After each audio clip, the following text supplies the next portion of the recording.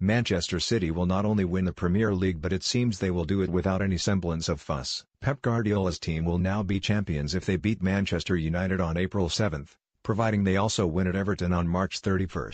City eased Stoke City aside last night.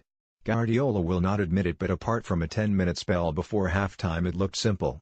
Stoke City, 4-3-3, Butland 5, Bauer 7, Zuma 5.5, Martins Indy 5.5, Stafilides 6, Day 6, Cameron 6, Ramadan 88, Allen 6, Shaqiri 7, Heysay 5.5, Crouch 63, 6, Choupo-Moting 6.5. Subs not used: Howgard, Johnson, Adam, Shaw-Cross, Fletcher, Ramadan booked, Allen manager, Paul Lambert 6. Manchester City, 4-3-3, Ederson 7, Walker 7, Company 6.5, Otamendi 7, Zinchenko 6.5, Fernandinho 7, D Silva 9, De Bruyne 7, Sterling 8, B Silva 85, Jesus 8, Gundogan 90, Sane 7. Subs not used: Bravo, Danilo, Laporte, Stones, Touré manager, Pep Guardiola 7. Referee, J Moss 6.5. Mom, D Silva attendance, 29,138. Click here for more from Sportsmail's brilliant match zone. David Silva scored a super team goal in the 10th minute of the first half and then added another 5 minutes into the second. In between and afterwards there were at least half a dozen other good chances that could have been taken. So too could have been 3 or 4 or 5 and so on. What matters is that City were in control. Always in control. So now they effectively need 3 more wins to be champions. It is hard to imagine those wins will not come in their next 3 games. Champions by mid-April. Champions by a country mile. Silva, playing against a background of personal difficulty at the moment, was his team's best player.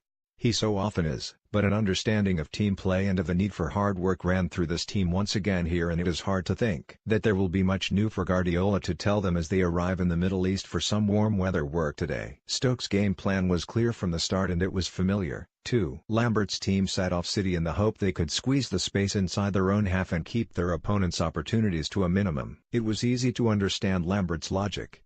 Teams who try to press City further up the field run the risk of being picked off. However, a goal changes everything, and here City only had to wait 10 minutes.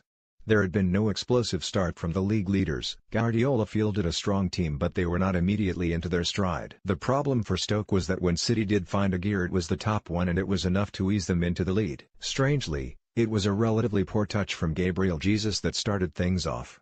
Receiving the ball with his back to goal 40 yards out, the Brazilian did not control it as he would have liked. But his second touch was superb as he swiveled and played the ball inside the full back to the advancing Raheem Sterling in one movement. Once Sterling was away, Stoke were in trouble, and when the England forward looked to his left he could see Silva arriving between defenders. His low cross needed to be pretty much perfect to pick the Spaniard out, and it was.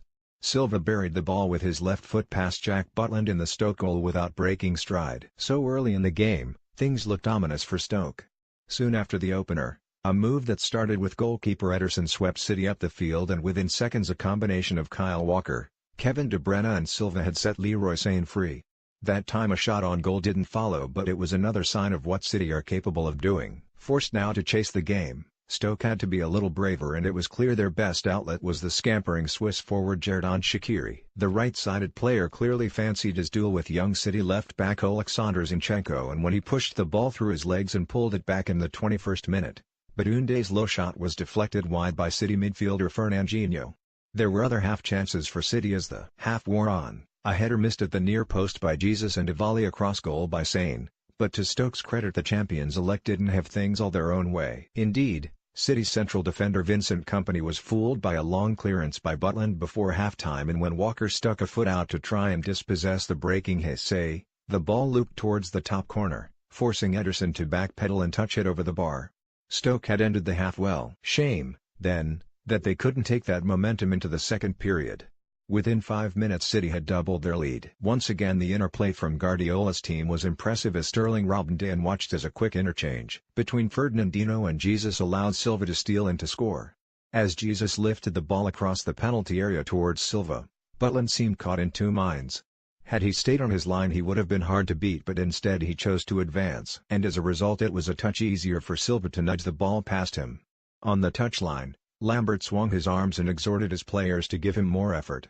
Already, though, It seemed a long way back for Stoke, and Fernandinho strode into a huge gap down the left just before the hour and shot into the side netting when he could have scored the third. Sterling then bamboozled Kostas Stafylidis and Jeff Cameron to bring a save from Butland before Zinchenko stung the goalkeeper's hands from 30 yards. What had been a reasonably competitive game at halftime was threatening to become a walkover. Bruin Martins Indy had a chance to interrupt the flow when the ball dropped to him after a free kick, but the Dutch defender hooked it over from 6 yards.